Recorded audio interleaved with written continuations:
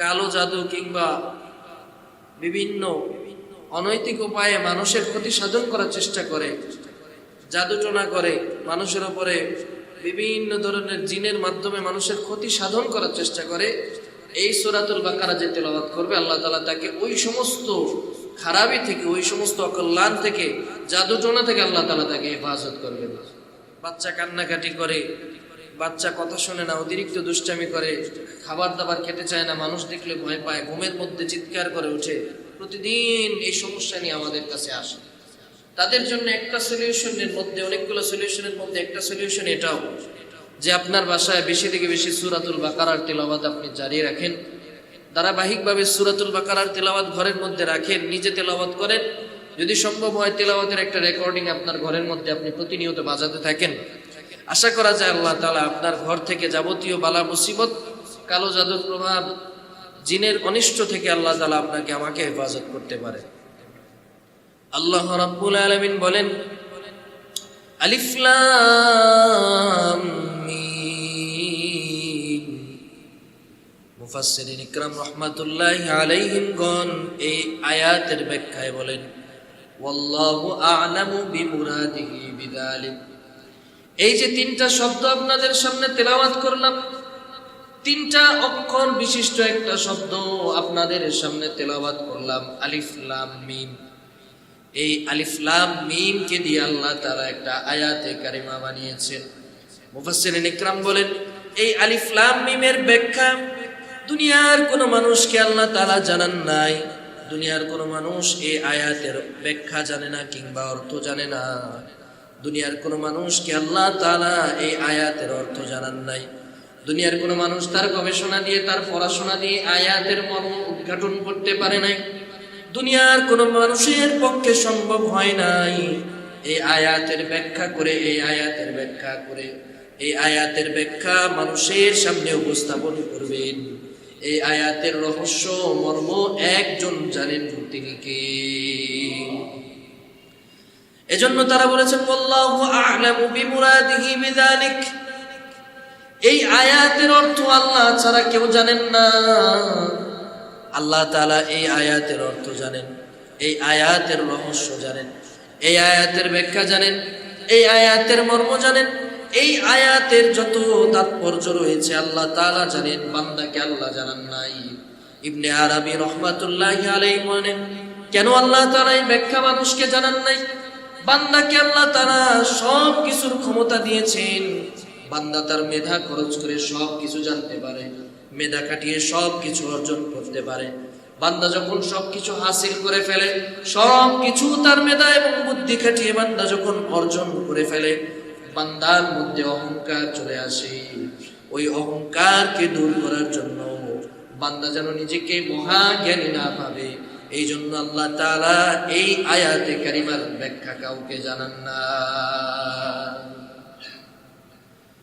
বান্দাকে আল্লাহ তাআলা সব ইলম দান করলেও কিছু ইলম আল্লাহ তাআলা নিজের জন্য রেখেছেন। বরং উল্টা বলা যায়, বান্দাকে অল্প সামান্য কিছু ইলম আল্লাহ দান করেছেন, আর অধিকাংশ ইলম আল্লাহ তাআলা নিজের কাছে রেখেছেন। নবীজি সাল্লাল্লাহু আলাইহি ওয়াসাল্লাম হাদিসে পাকের মধ্যে বলেন, 99% ইলম আল্লাহ তাআলা নিজের কাছে রেখে দিয়েছেন, 1% গোটা মাখলুককে আল্লাহ তাআলা ভাগ করে দিয়েছেন। কোন কোন মুফাসসির বলেন 99% আল্লাহ নিজের কাছে রাখার পরে 1%কে আবার 100 ভাগ করে তন্মধ্যে 99 ভাগ আল্লাহ তাআলা রাসূল করিমকে দিয়েছেন, আর 1% ওই 1 ভাগের 100 ভাগের 1% আল্লাহ তাআলা গোটা মাখলুককে বন্টন করে দিয়েছেন। মানুষ এখন এই সামান্য জ্ঞানের অধিকারী হয়ে নিজেকে সব চাইতে জ্ঞানী মানুষ ভাবে। কথা বলেন ঠিক কিনা? বিজ্ঞান যত উন্নত এবং বিকশিত হচ্ছে, এই যে পৃথিবীর মধ্যে নানা আবিষ্কার আমি আপনি দেখি, কত কিছু বিজ্ঞান আবিষ্কার করেছে। বিজ্ঞানের এই গবেষণা, বিজ্ঞানের এই থিসিস, বিজ্ঞানের এই থিওরি, বিজ্ঞানের এই গবেষণা, বিজ্ঞানের এই আবিষ্কার, ইনভেনশন, নানা জিনিস বিজ্ঞান আবিষ্কার করে তাদের ব্রেন এবং মেধা বুদ্ধি কাটিয়ে। আমার প্রশ্নের জবাব দিয়ে বলেন, এই বুদ্ধি এবং মেধা তাদেরকে যিনি দিয়েছেন তিনি কে?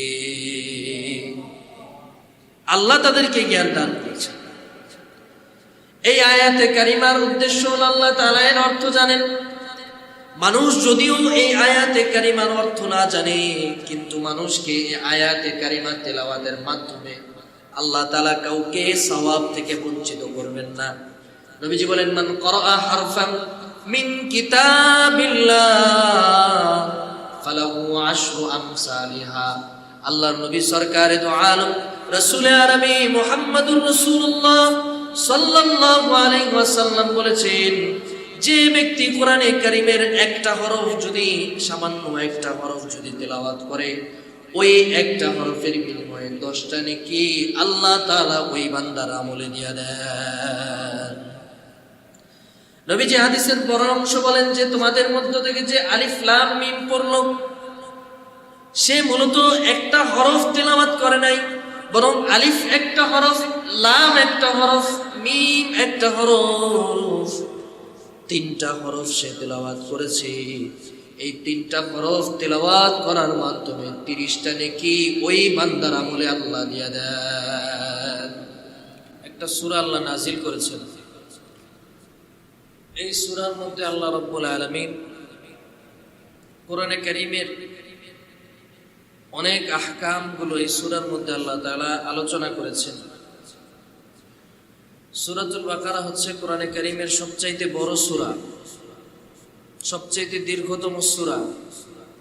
ফজিলতের দিক থেকে অন্যতম একটা সূরা হচ্ছে সূরাতুল বাকারা। বাকারা এই সূরাটার শব্দের অর্থ হচ্ছে গাভী। অর্থের দিকে তাকালে এই সূরার প্রেক্ষাপটটা মোটামুটি আন্দাজ করা যায় যে এখানে গাভী এবং এতদ সংক্রান্ত কিছু আলোচনা আল্লাহ তাআলা এনেছেন। তবে নামকরণের দিকের, অর্থের দিকে যদি আমরা তাকাই, সেদিকে আমরা বুঝতে পারি যে এখানে ইতিহাসের অনেক ঘটনা এই সূরার সাথে সম্পৃক্ত। কিন্তু এগুলো ছাড়াও ইসলাম এবং মুসলমানদের ধর্মীয় যে বিধানগুলো আছে, আহকামাতগুলো আছে, সব কিছুর অনেক অংশ এই সূরার মধ্যে আলোচনা আল্লাহ করেছেন।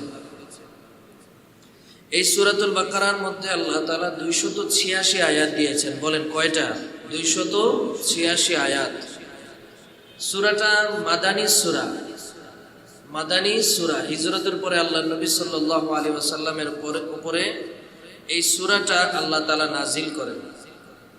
এবং যদিও এটা মাদানী সূরা, তবে এর কিছু আয়াত মক্কায় নাজিল হয়েছে এবং এই সূরার অল্প কিছু আয়াত, এগুলো আল্লাহ রাসূল সাল্লাল্লাহু আলাইহি ওয়াসাল্লামের জীবদ্দশার একেবারে শেষ সময়ে আল্লাহ তাআলা নাজিল করেছেন। এটা আলোচনা আসছে সামনে। এই সূরার মধ্যে 6221টা শব্দ আছে। 6221টা, 6221, এবং বর্ণ আছে 50,500টা। কয়টা? 50,500টা। সূরাটা আল্লাহ নবীর উপরে হিজরতের পরে নাজিল হয়, অর্থাৎ নবীজি মক্কি জীবন পার করে যখন মাদানী জীবনে উপনীত হয়েছেন, মক্কাতুল মুকাররমা থেকে হিজরত করে মদিনাতুল মুনাওয়ারায় যখন নবীজি হিজরত করে গিয়েছেন, ইসলামের মৌলিক বিধানগুলোর যখন প্রয়োজনীয়তা দেখা দিয়েছে, আল্লাহ তাআলা এই সূরাটাকে আল্লাহ নবীর উপরে নাজিল করেছেন। এই সূরার মধ্যে সুদ সংক্রান্ত কিছু আয়াত আছে, যে আয়াতে কারিমাগুলো আল্লাহ রাসূলের ইন্তেকালের কিছুদিন পূর্বে নাজিল হয়েছে। তাফসীরের মধ্যে আল্লামা ইমাম কুরতুবী রহমাতুল্লাহি আলাইহি বলেন যে রাসূল সাল্লাল্লাহু আলাইহি সাল্লামের মৃত্যুর 84 থেকে 85 দিন পূর্বে এই সুদের আয়াতগুলো নাজিল হয়, এবং নবীজির উপরে যে আয়াতগুলো সর্বশেষ নাজিল হয়, ওহীর যে আয়াতগুলো, নুজুলে ওহী নাজিলের যে বিষয়গুলো রয়েছে, যে আয়াতগুলো রয়েছে, ওহী নাজিল হওয়ার সাথে যেগুলো আয়াতগুলো আসতো, তন্মধ্যে প্রায় শেষের দিকের আয়াতগুলো হচ্ছে সূরাতুল বাকারার এই আয়াতগুলো। অর্থাৎ এর কিছুদিন পরে, এই আয়াতগুলো নাজিল হওয়ার কিছুদিন পরে ওহী আসা বন্ধ হয়ে যায়, আল্লাহ রাসূল সাল্লাল্লাহু আলাইহি ওয়াসাল্লাম ইন্তেকাল করে পৃথিবী থেকে চলে যান। আহকামাতের দিক থেকে, ইসলামের মৌলিক বিধিবিধানগুলোর দিক থেকে, ইসলামের নিয়ম কানুন আইন, এগুলোর দিক থেকে সবচেয়ে বড় সূরা হচ্ছে সূরাতুল বাকারা। আরো গুরুত্বপূর্ণ সূরা কেন? উদাহরণ দিলে বুঝবেন। আমরা যে ছোট্ট একটা রাষ্ট্র বাংলাদেশ, এই রাষ্ট্রের একটা পরিচালনার জন্য রাষ্ট্রকে সুসংগঠিতভাবে, একেবারে নির্ভেজালভাবে সুন্দরভাবে সুসজ্জিত অবকাঠামোতে পরিচালনা করার জন্য একটা সংবিধান প্রণয়ন করা হয়েছে কি হয় নাই? হয়েছে না? একটা ছোট্ট রাষ্ট্র পরিচালনার জন্য যদি সংবিধানের অনেকগুলো ধারা আছে,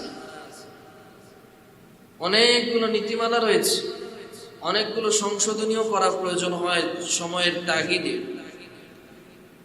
তো একটা ছোট্ট রাষ্ট্র পরিচালনার জন্য যদি সংবিধানের প্রয়োজন যদি পড়ে, তাহলে আল কোরআনের মতো একটা মহাগ্রন্থ, যেটা মানব জাতির হেদায়েতের জন্য আল্লাহ তাআলা নাজিল করেছেন, গোটা মানব জাতি যেটার মাধ্যমে হেদায়েত প্রাপ্ত হবে, সেই কোরআনের মধ্যে মানব জীবনের জন্য যে বিধানগুলো রয়েছে, ইসলামের মৌলিক বিধিবিধানগুলো, যে নিয়মগুলো রয়েছে, কানুনগুলো রয়েছে, এটা এই সূরার মধ্যে আল্লাহ তাআলা নাজিল করেছেন। এবং সবচেয়ে বেশি সংখ্যক আইন ফর্মুলা আল্লাহ তাআলা এই সূরার মধ্যে দিয়েছেন।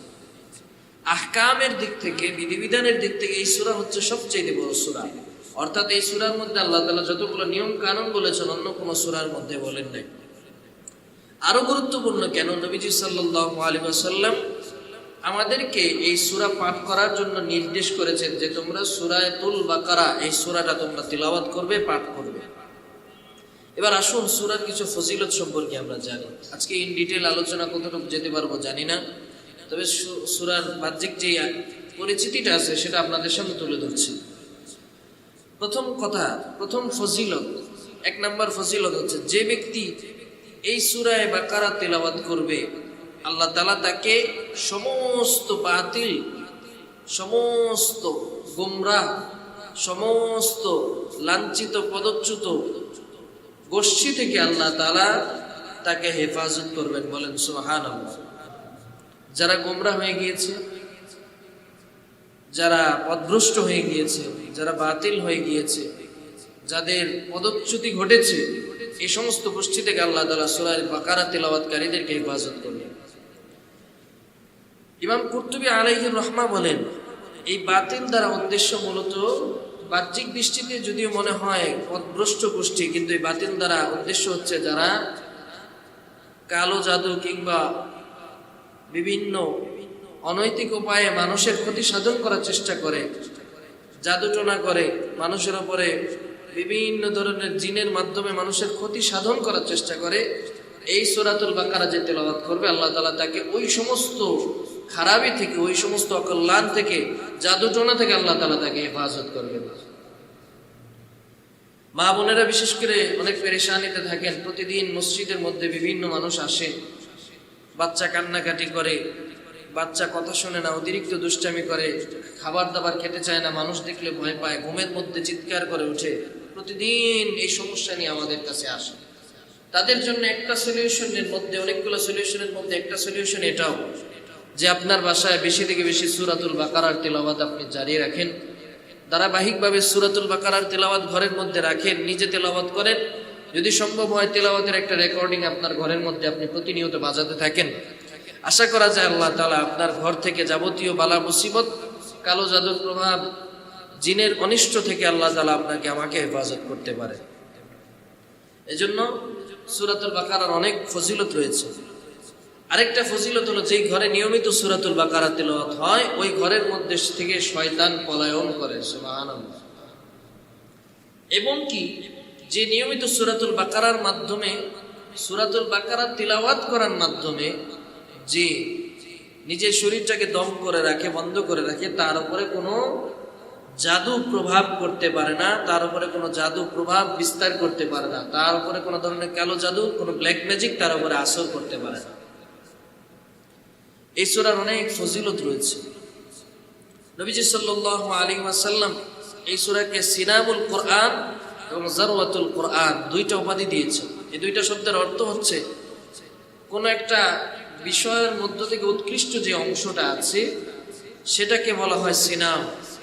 নবীজি এই সূরাতুল বাকারাকে পুরো কোরআনের মধ্যে সবচেয়ে উৎকৃষ্ট সূরা বলে ঘোষণা দিয়েছেন। সুবহানাল্লাহ। মাছ খেতে গেলে মাছের পেটির অংশ যেটা খেতে বড় মজা লাগে, তাই না?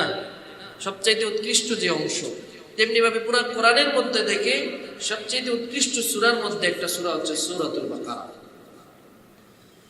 ইবনে মাসউদ রাদিয়াল্লাহু তাআলা আনহু বলেন, এই সূরার মধ্যে বিশেষ 10টা আয়াত আছে। ভালো করে শুনবেন, বিশেষ 10টা আয়াত আছে, যে এই আয়াতগুলো তিলাওয়াত করবে, যে এই ঘরের মধ্যে, নিজের ঘরের মধ্যে এই সূরার এই 10টা আয়াত তিলাওয়াত করবে, সে ঘরের মধ্যে কোনোদিন কোনো শয়তান প্রবেশ করতে পারবে না। সুবহানাল্লাহ বলেন।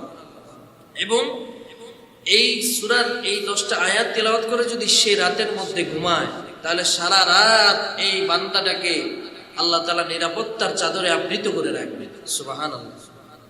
এমনকি কোনো ব্যক্তি উন্মাদ হয়ে গিয়েছে, হঠাৎ তার কোনো একটা রোগ দেখা গিয়েছে, সে তার মানসিক ভারসাম্য হারিয়ে ফেলেছে, এই 10 আয়াত পরে তাকে যদি দম করে রেগুলার যদি তার ট্রিটমেন্ট করা হয়, তাকে যদি রুকিয়া করা হয়, তাকে যদি এই আয়াতগুলো তেলাওয়াত করে শুনিয়ে তার উপরে ফু দেওয়া হয়, আশা করা যায় এই উন্মাদনা, এই মানসিক ভারসাম্যহীনতা আল্লাহ তাআলা তার থেকে দূর করে নেবেন। সুবহানাল্লাহ। এই 10টা আয়াত কোনটা? প্রথম 4টা সূরার প্রথম যে 4 আয়াত আছে, এই 4 আয়াত, প্রথম 4 আয়াত এবং আয়াতুল কুরসি, মোট কয় আয়াত হলো? 5 আয়াত। এবং আয়াতুল কুরসির পরের 2 আয়াত, কয় আয়াত হলো? 7 আয়াত। এবং সূরাতুল বাকারার শেষের 3 আয়াত। প্রথম 4 আয়াত আয়াতুল কুরসি 5 আয়াত, এরপরে আয়াতুল কুরসির পরপর 2টা আয়াত 7 আয়াত, এবং লাস্টের শেষের 3 আয়াত। এই 10 আয়াত যে পাঠ করবে, আল্লাহ তাআলা তাকে যাবতীয় অনিষ্ট থেকে আল্লাহ তাআলা হেফাজত করবেন। সকলে বলি আমিন। আল্লাহ তাআলা যেন আমাকে আপনাকে হেফাজত করেন। সকলে বলি আমিন। ইবনে আরবি বলেন, এই সূরার মধ্যে আল্লাহ তাআলা প্রায় অনেক আহকামগুলো আলোচনা করেছেন। এই সূরার মধ্যে মুসলমানদের সাংবিধানিক যে মাসাইলগুলো আছে, প্রায় 1000 মাসাইল এই সূরার মধ্যে আলোচনা হয়েছে, এবং 1000 হিকমত আল্লাহ তাআলা, জ্ঞানের উৎস এই সূরার মধ্যে আল্লাহ তাআলা রেখেছেন। এবং এই সূরার মধ্যে আল্লাহ তাআলা 1000 আদেশ করেছেন মানুষকে পালন করার জন্য, এবং 1000 নিষেধাজ্ঞা আল্লাহ জারি করেছেন। অর্থাৎ ইসলামী আইন কানুনের মৌলিক যে বিষয়টি এই সূরার মধ্যে আল্লাহ তাআলা দান করেছেন। এবং কি আমরা সূরাতুল ফাতিহার মধ্যে পড়েছিলাম, ইহদিনাস সিরাতাল মুস্তাকিম, সিরাতে মুস্তাকিম অর্থাৎ সরল সঠিক যে পথ আছে, সোজা রাস্তা যেটা আছে, যে রাস্তার মধ্যে কোনো বক্রতা নাই, যে রাস্তার মধ্যে কোনো হিংস্রতা নাই, যে রাস্তার মধ্যে কোনো অনিষ্ট নাই, পথভ্রষ্টতা নাই, গুমরাহি নাই, ওই রাস্তাটা, সিরাতে মুস্তাকিমের রাস্তাটা এই সূরার মধ্যে আল্লাহ তাআলা সন্নিবেশিত করেছেন। যে সূরার উপরে আমল করবে সে সিরাতে মুস্তাকিমের উপরে থাকবে। বলেন সুবহানাল্লাহ। তাহলে সূরার দরকার আছে না নাই? পড়ার দরকার আছে না নাই? আছে। নিজের বাসা বাড়িতে এই সূরা তিলাওয়াত ঘন ঘন করবেন, নিজে পড়বেন, স্ত্রী সন্তানদেরকে পড়ার জন্য তাগিদ দিবেন। পুরাটা না পড়তে পারলে সামান্য কিছু পড়বেন। তো এই সূরার মধ্যে সর্বপ্রথম আয়াত যেটা আপনাদের সামনে তেলাওয়াত করেছি, সূরাতুল বাকারার প্রথম আয়াত, আল্লাহ তাআলা বলেন, আলিফ লাম মিম যালিকাল কিতাবু লা রাইবা ফীহি হুদাল লিল মুত্তাকিন। আল্লাহ রাব্বুল আলামিন বলেন, আলিফ লাম মিম। মুফাসসিরিন ইকরাম রাহমাতুল্লাহি আলাইহিম গণ এই আয়াতের ব্যাখ্যায় বলেন, ওয়াল্লাহু আ'লামু বিমুরাদিহি বিযালিক। এই যে 3টা শব্দ আপনাদের সামনে তেলাওয়াত করলাম, 3টা অক্ষর বিশিষ্ট একটা শব্দ আপনাদের সামনে তেলাওয়াত করলাম, আলিফ লাম মিম। এই আলিফ লাম মিম কে দিয়ে আল্লাহ তাআলা একটা আয়াতে কারিমা বানিয়েছেন। মুফাসসিরিন ইকরাম বলেন, এই আলিফ লাম মিমের ব্যাখ্যা দুনিয়ার কোনো মানুষকে আল্লাহ তাআলা জানান নাই। দুনিয়ার কোনো মানুষ এই আয়াতের ব্যাখ্যা জানে না কিংবা অর্থ জানে না। দুনিয়ার কোনো মানুষকে আল্লাহ তাআলা এই আয়াতের অর্থ জানান নাই। দুনিয়ার কোনো মানুষ তার গবেষণা দিয়ে, তার পড়াশোনা দিয়ে আয়াতের মর্ম উদ্ঘাটন করতে পারে নাই। দুনিয়ার কোনো মানুষের পক্ষে সম্ভব হয় নাই এই আয়াতের ব্যাখ্যা করে, এই আয়াতের ব্যাখ্যা মানুষের সামনে উপস্থাপন করবেন। এই আয়াতের রহস্য মর্ম একজন জানেন, তিনি কে? এজন্য তারা বলেছেন, আল্লাহু আ'লামু বিমুরাদিহি বিযালিক। এই আয়াতের অর্থ আল্লাহ ছাড়া কেউ জানেন না। আল্লাহ তাআলা এই আয়াতের অর্থ জানেন, এই আয়াতের রহস্য জানেন, এই আয়াতের ব্যাখ্যা জানেন, এই আয়াতের মর্ম জানেন, এই আয়াতের যত তাৎপর্য রয়েছে আল্লাহ তাআলা জানেন, বান্দাকে আল্লাহ জানান নাই। ইবনে আরাবী রাহমাতুল্লাহি আলাইহি বলেন, কেন আল্লাহ তাআলা এই ব্যাখ্যা মানুষকে জানান নাই? বান্দাকে আল্লাহ তাআলা সব কিছুর ক্ষমতা দিয়েছেন। বান্দা তার মেধা খরচ করে সব কিছু জানতে পারে, মেধা খাটিয়ে সব কিছু অর্জন করতে পারে। বান্দা যখন সবকিছু হাসিল করে ফেলে, সবকিছু তার মেধা এবং বুদ্ধি খাটিয়ে বান্দা যখন অর্জন করে ফেলে, বান্দার মধ্যে অহংকার চলে আসে। ওই অহংকারকে দূর করার জন্য বান্দা যেন নিজেকে মহাজ্ঞানী না ভাবে, এই জন্য আল্লাহ তাআলা এই আয়াতে কারিমার ব্যাখ্যা কাউকে জানান না। বান্দাকে আল্লাহ তাআলা সব ইলম দান করলেও কিছু ইলম আল্লাহ তাআলা নিজের জন্য রেখেছেন। বরং উল্টা বলা যায়, বান্দাকে অল্প সামান্য কিছু ইলম আল্লাহ দান করেছেন, আর অধিকাংশ ইলম আল্লাহ তাআলা নিজের কাছে রেখেছেন। নবীজি সাল্লাল্লাহু আলাইহি ওয়াসাল্লাম হাদিসে পাকের মধ্যে বলেন, 99% ইলম আল্লাহ তাআলা নিজের কাছে রেখে দিয়েছেন, 1% গোটা মাখলুককে আল্লাহ তাআলা ভাগ করে দিয়েছেন। কোন কোন মুফাসসির বলেন 99% আল্লাহ নিজের কাছে রাখার পরে 1%কে আবার 100 ভাগ করে তন্মধ্যে 99 ভাগ আল্লাহ তাআলা রাসূল করিমকে দিয়েছেন, আর 1% ওই 1 ভাগের 100 ভাগের 1% আল্লাহ তাআলা গোটা মাখলুককে বন্টন করে দিয়েছেন। মানুষ এখন এই সামান্য জ্ঞানের অধিকারী হয়ে নিজেকে সব চাইতে জ্ঞানী মানুষ ভাবে। কথা বলেন ঠিক কিনা? বিজ্ঞান যত উন্নত এবং বিকশিত হচ্ছে, এই যে পৃথিবীর মধ্যে নানা আবিষ্কার আমি আপনি দেখি, কত কিছু বিজ্ঞান আবিষ্কার করেছে। বিজ্ঞানের এই গবেষণা, বিজ্ঞানের এই থিসিস, বিজ্ঞানের এই থিওরি, বিজ্ঞানের এই গবেষণা, বিজ্ঞানের এই আবিষ্কার, ইনভেনশন, নানা জিনিস বিজ্ঞান আবিষ্কার করে তাদের ব্রেন এবং মেধা বুদ্ধি কাটিয়ে। আমার প্রশ্নের জবাব দিয়ে বলেন, এই বুদ্ধি এবং মেধা তাদেরকে যিনি দিয়েছেন তিনি কে? আল্লাহ তাদেরকে জ্ঞান দান করেছেন। এই আয়াতে কারিমার উদ্দেশ্য হল আল্লাহ তাআলা এর অর্থ জানেন। মানুষ যদিও এই আয়াতে কারিমার অর্থ না জানে, কিন্তু মানুষকে এই আয়াতে কারিমা তেলাওয়াতের মাধ্যমে আল্লাহ তাআলা কাউকে সওয়াব থেকে বঞ্চিত করবেন না। নবীজি বলেন, মান ক্বারাআ হারফান মিন কিতাবিল্লাহ ফালাহু আশরু আমসালিহা। আল্লাহর নবী সরকারে দু আলম রাসূল আরবি মুহাম্মদুর রাসূলুল্লাহ সাল্লাল্লাহু আলাইহি ওয়াসাল্লাম বলেছেন, যে ব্যক্তি কোরআনে কারীমের একটা হরফ যদি, সামান্য একটা হরফ যদি তেলাওয়াত করে, ওই একটা হরফের বিনিময়ে 10টা নেকি আল্লাহ তাআলা ওই বান্দার আমলে দিয়ে দেন। নবীজি হাদিসের পরামর্শ বলেন যে, তোমাদের মধ্য থেকে যে আলিফ লাম মিম পড়লো, সে মূলত একটা হরফ তেলাওয়াত করে নাই, বরং আলিফ একটা হরফ, লাম একটা হরফ, মিম একটা হরফ, 3টা হরফ সে তেলাওয়াত করেছে। এই 3টা হরফ তেলাওয়াত করার মাধ্যমে 30টা নেকি ওই বান্দার আমলে আল্লাহ দিয়ে দেন।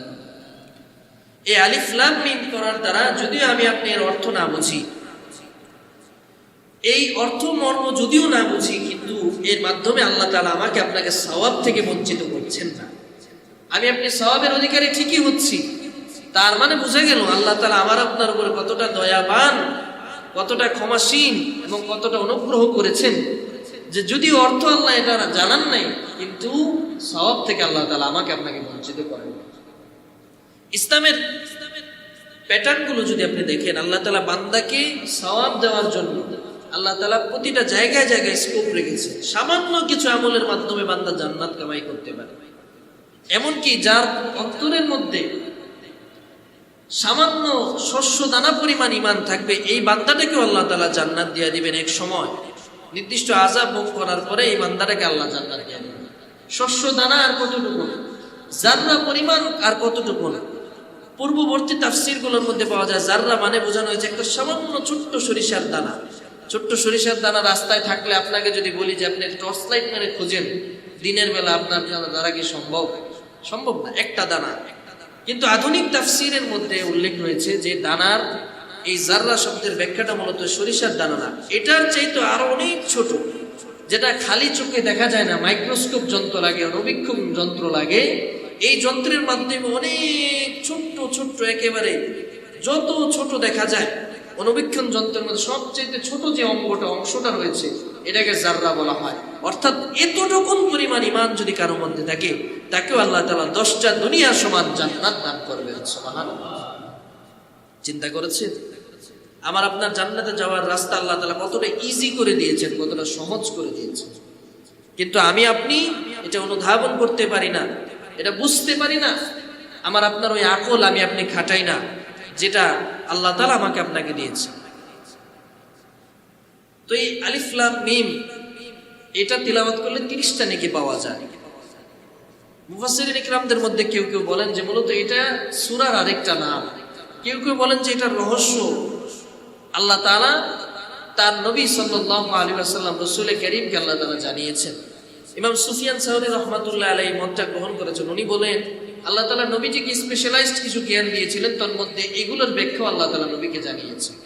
যাই হোক, এটা আল্লাহ তাআলা ভালো জানেন। আমার কাজ হচ্ছে এখান থেকে এটা নিয়ে কোনো বাড়াবাড়ি না করা, বরং এটা তিলাওয়াত করে সওয়াবের অধিকারী হওয়া।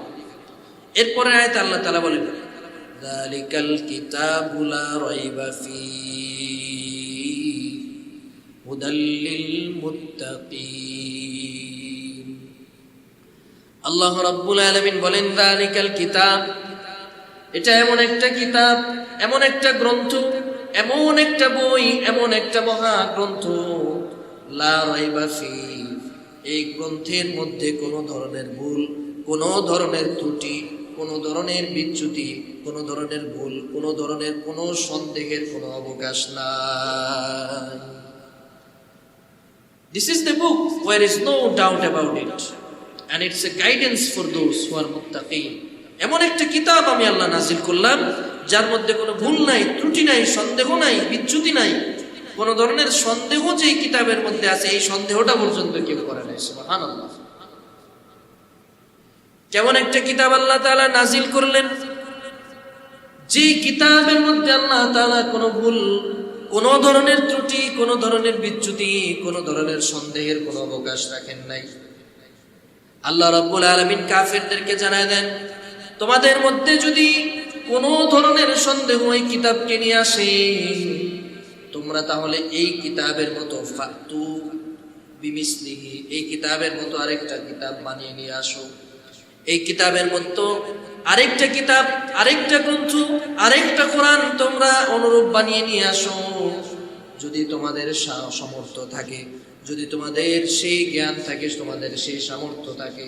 কিন্তু বাস্তব এই কিতাবের মতো কোনো কিতাব বানানো সম্ভব নয়, এই কোরআনের মতো কোনো কিতাব বানানো সম্ভব নয়।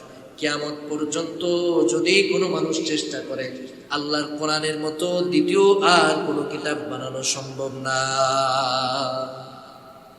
এমন একটা কিতাব আল্লাহ তাআলা নাজিল করেছে। এখানে জালিকা শব্দ ব্যবহার করেছে। জালিকা শব্দের অর্থ হচ্ছে ওইটা, দূরের বস্তু বোঝানোর জন্য। কিন্তু আমি তর্জমা করলাম ইহা এমন একটা কিতাব। ইহা বোঝাইতে হলে কাছের জিনিসটা বোঝাতে হয়। তাহলে যালিকা শব্দ আল্লাহ কেন ব্যবহার করলেন, হাদা শব্দ কেন ব্যবহার করেন নাই? এর পেছনে রহস্য হচ্ছে জালিকা দ্বারা আল্লাহ দূরবর্তী কোনো কিছু বুঝিয়েছেন, অর্থাৎ গোটা কোরআনকে আল্লাহ বুঝিয়েছেন। শুধুমাত্র কোরআনটা এই অল্প জায়গার মধ্যে সীমাবদ্ধ নয়, গোটা কোরআনের পরিসীমা অনেক বেশি। এজন্য আল্লাহ তাআলা যালিকা শব্দ ব্যবহার করেছেন।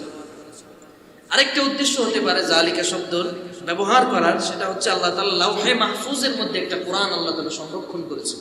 আমাদের কাছে যে কোরআনের পাণ্ডুলিপি রয়েছে এই কোরআন না, মূলত আল্লাহ তাআলা কোরআন নাজিল করেছেন যে এইভাবে, এরকম একটা কোরআন লাউহে মাহফুজের মধ্যে আল্লাহ তাআলা সংরক্ষণ করেছেন। যালিকা দ্বারা ওই কোরআনটা উদ্দেশ্য। 3 নাম্বার ব্যাখ্যা যেটা হতে পারে সেটা হচ্ছে ইহদিনাস সিরাতাল মুস্তাকিম। এই যালিকা দ্বারা সিরাতে মুস্তাকিম আল্লাহ তাআলা উদ্দেশ্য করেছেন। 3টা ব্যাখ্যার যে কোনো একটা হতে পারে। তো যেটা বলছিলাম যে কোরআনের মধ্যে কোনো ভুল নাই, কোনো ত্রুটি নাই। এই কোরআনের ভুল ত্রুটি ধরার জন্য যুগে যুগে শতাব্দীতে অনেক মানুষ চেষ্টা করেছে, কিন্তু কেউ কোরআনের ভুল ধরতে সক্ষম হয় নাই। বরং কোরআনই তাদের ভুল ধরে মানুষের জীবনটাকে হেদায়েতের পথে নিয়েছে। বলেছেন সুবহানাল্লাহ। এই কোরআনের ভুল ধরার জন্য অনেক মানুষ যুগে যুগে অনেক চেষ্টা করেছিল। মক্কার কাফের মুশরিকরা আল্লাহর কোরআনকে পরিবর্তন করার জন্য এই কোরআনকে অনেক চেষ্টা করেছিল। নবীজি সাল্লাল্লাহু আলাইহি ওয়াসাল্লামের উপরে যখন সূরাতুল কাউসার নাযিল হলো, সূরাতুল কাউসারের প্রথম 2 আয়াত যখন নবীজি সাল্লাল্লাহু আলাইহি ওয়াসাল্লামের উপরে নাযিল হলো, সবাই সূরাতুল কাউসার পারেন, সবাই তেলাওয়াত করে বলেন, ইন্না আ'তাইনাকাল কাউসার ফাসাল্লি লিরাব্বিকা ওয়ানহার ইন্না শানিআকা হুয়াল আবতার। প্রথম 2 আয়াত যখন নাযিল হলো, ইন্না আ'তাইনাকাল কাউসার ফাসাল্লি লিরাব্বিকা ওয়ানহার, কাফের মুশরিকরা তখন আল্লাহর নবীকে উপহাস করা শুরু করেছে, নবীজি সাল্লাল্লাহু আলাইহি ওয়াসাল্লামকে টিটকারি করা শুরু করেছে।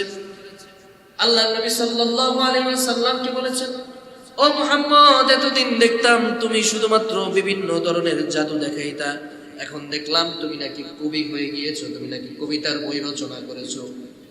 আল্লাহ রাব্বুল আলামিন তাদেরকে চ্যালেঞ্জ জানায় দিলেন, ইয়া রাসূলুল্লাহ, ইয়া হাবিবাল্লাহ, ও নবী, আপনি ওই মক্কার কাফের মুশরিকদেরকে জানায় দেন, তারা যদি সামর্থ্যবান হয়, তাদের যদি শক্তি থাকে, সামর্থ্য থাকে, তাহলে এই সূরাতুল কাউসারের একটা আয়াত আমি আল্লাহ এখন পর্যন্ত নাযিল করি নাই, যদি তাদের সামর্থ্য থাকে তারা তাহলে পারলে এই সূরাতুল কাউসারের একটা আয়াত তেলাওয়াত করে দেখা। মক্কার কাফেরদের মধ্যে একটা রোল পড়ে গেল। তারা চিন্তা করলো, মুহাম্মদের এই সূরার শেষ আয়াতটা যেমনি হোক এই আয়াত বানিয়ে তাকে তাক লাগিয়ে দিতে হবে, তাকে দেখিয়ে দিতে হবে আমরাও পারি, আমাদের চাইতে বড় কেউ নাই। মক্কার বিভিন্ন কবি সাহিত্যিক, আরবি ভাষায় পটু যারা ছিল তাদেরকে নিয়ে আসা হলো। আরব ভূখণ্ডের মধ্যে যত সাহিত্যিক কবি রয়েছে সবাইকে একত্রিত করে আল্লাহর নবীর সামনে এই সূরাতুল কাউসারের 2 আয়াতের পরে আরেকটা আয়াত বানানোর জন্য বলা হলো। সব সাহিত্যিক কবিরা চেষ্টা করলো, চেষ্টা করতে করতে এক পর্যায়ে তারা ব্যর্থ হয়ে গেল, বিফল হয়ে গেল। পরিশেষে তারা ঘোষণা করলো, লাইসা হাদা ফি কালামিল বাশার। অবশেষে তারা ঘোষণা দিয়ে দিল, কোরআনে কারীমের এই সূরা কাউসারের মতো, এই সূরাতুল কাউসারের এই শেষ আয়াত বানানোর মতো ক্ষমতা এই আসমানের নিচে জমিনের উপরে একজন মানুষেরও আর নাই। এই আয়াত বানানো সম্ভব হয়নি তাদের কাছে। এই কোরআন নিয়ে আরো গবেষণা হয়েছে যে কোরআনের মতো আরেকটা কিতাব বানানো কি সম্ভব কিনা। বিজ্ঞানীরা গবেষণা করে একটা সুপার কম্পিউটার বানিয়েছে, যেটার নাম হচ্ছে ক্রে-1 সুপার কম্পিউটার। এটার মধ্যে গোটা কোরআনের যত ডেটাগুলো আছে, তথ্যগুলো আছে, ইনফরমেশনগুলো আছে, এগুলো ওই ক্রে-1 সুপার কম্পিউটারের মধ্যে ইনপুট করা হলো। এরপরে তারা এটার মধ্যে একটা কোড দিল যে, is this possible to make a book like holy book Quran, কোরআনের মতো এরকম বই বানানো কি সম্ভব?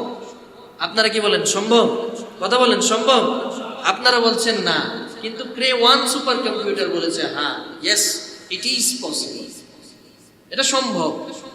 বিজ্ঞানীরা তো মহা খুশি যে কোরআনের মতো একটা কিতাব যদি বানাতে পারি, গোটা বিশ্বের মোড়ল আমরা, গোটা বিশ্বকে আলাদা একটা গবেষণা আমরা উপহার দিতে পারছি, একটা আবিষ্কার, গোটা বিশ্বের মধ্যে আমাদের নাম হবে। কিন্তু কোরআনে কারীমের এই কোরআনের মতো একটা অনুরূপ কোরআন বানাতে হলে ক্রে-1 সুপার কম্পিউটার জবাব দিয়েছে, but you need 1.6 light years, কিন্তু তার জন্য আপনাদের 1.6 আলোক বর্ষের সময়ের প্রয়োজন হবে। আলোক বর্ষ বোঝেন, আলোর গতি যত, এরকম 1.6 লাইট বিলিয়ন ইয়ার্সের প্রয়োজন। অর্থাৎ বিজ্ঞানীরা শেষ, এদের 14 গোষ্ঠী শেষ, কিয়ামত কায়েম হয়ে যাবে, কিন্তু কোরআনের মতো কোরআন বানানো সম্ভব। এরকম একটা কিতাব আল্লাহ তাআলা নাযিল করেছেন, কি নেই কোরআনের মধ্যে। আপনি মেডিকেল সায়েন্স নিয়ে কথা বলবেন, এগুলোর ইনফরমেশনও আছে, biology, chemistry, physics, human embryology, rocket science, space science, কি নিয়ে কথা বলবেন, সব কিছুর তথ্য আল্লাহ তাআলা এই কোরআনের মধ্যে নাযিল করেছেন। সুবহানাল্লাহ। এর আগে আলোচনা করেছিলাম বিগ ব্যাং থিওরির কথা আল্লাহ তাআলা কোরআনের মধ্যে জানিয়েছেন, এবং স্পেস সায়েন্স, চন্দ্র সূর্যের এই ঘূর্ণায়মান পদ্ধতির কথা আল্লাহ তাআলা কোরআনের মধ্যে জানিয়েছেন। আমার আপনার জন্য আফসোসের বিষয় হলো এই কোরআন থেকে আমি আপনি শিক্ষা অর্জন করতে পারি না।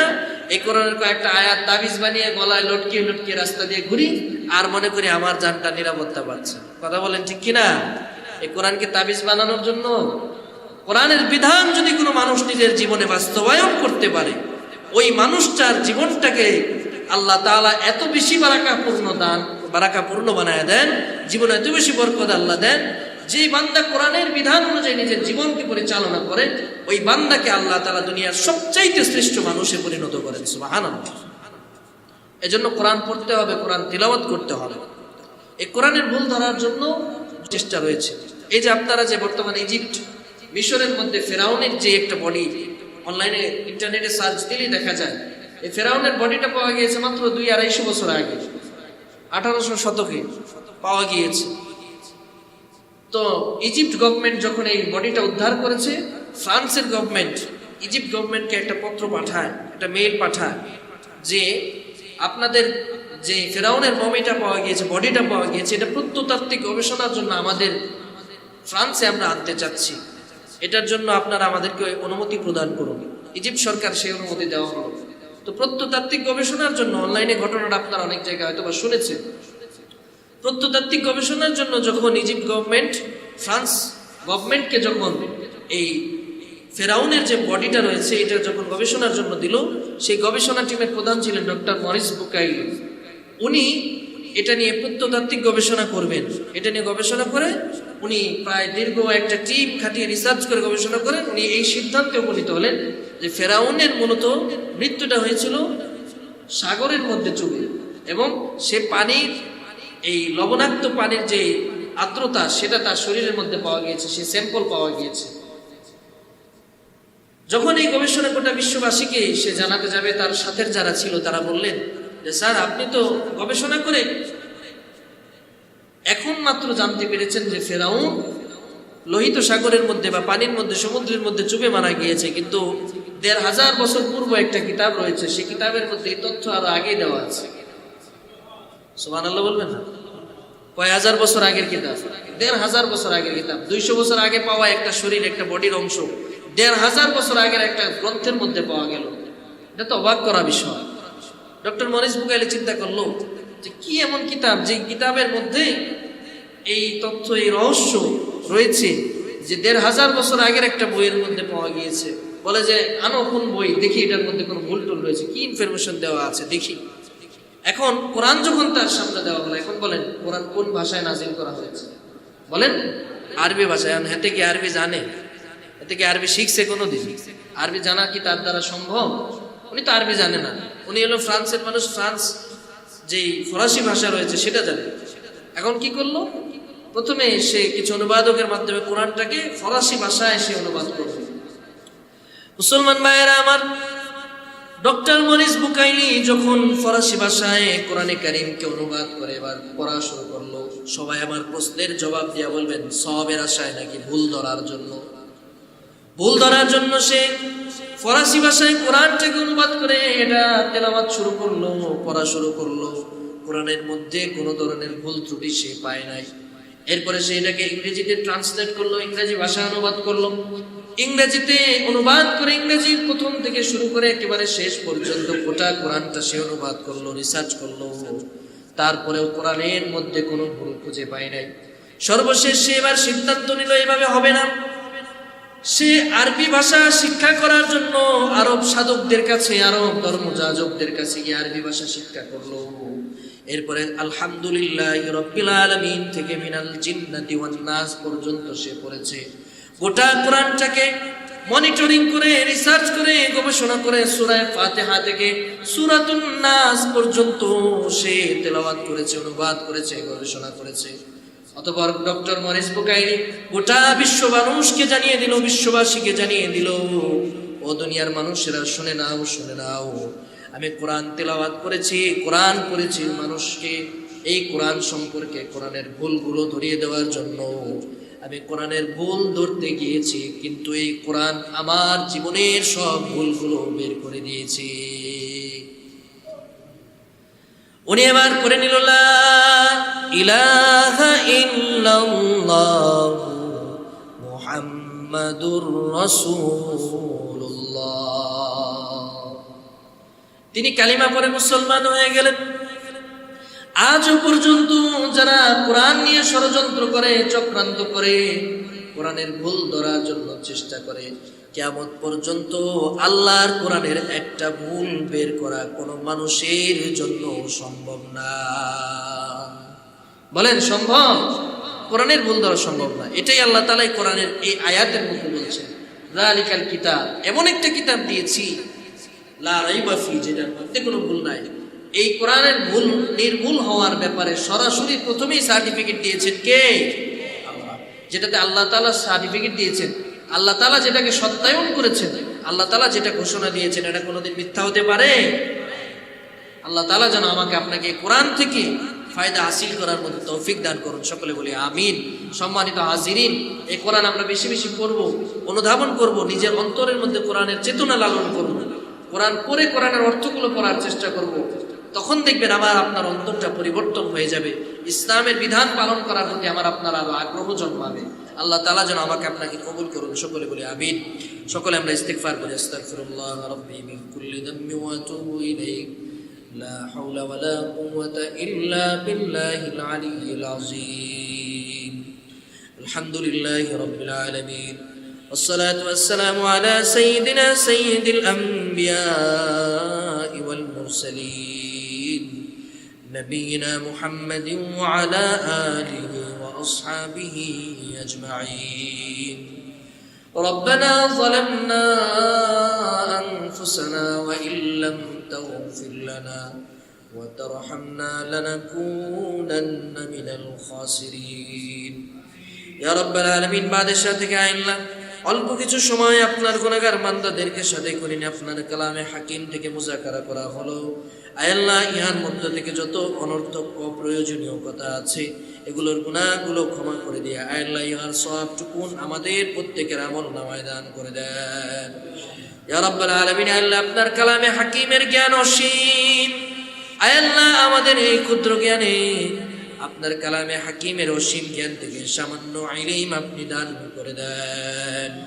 ইয়া রাব্বাল আলামিন, আল্লাহ কোরআনের বিধান অনুযায়ী আমরা প্রত্যেকে যেন চলতে পারি সেই তৌফিক আপনি আমাদেরকে নসিব করে দেন।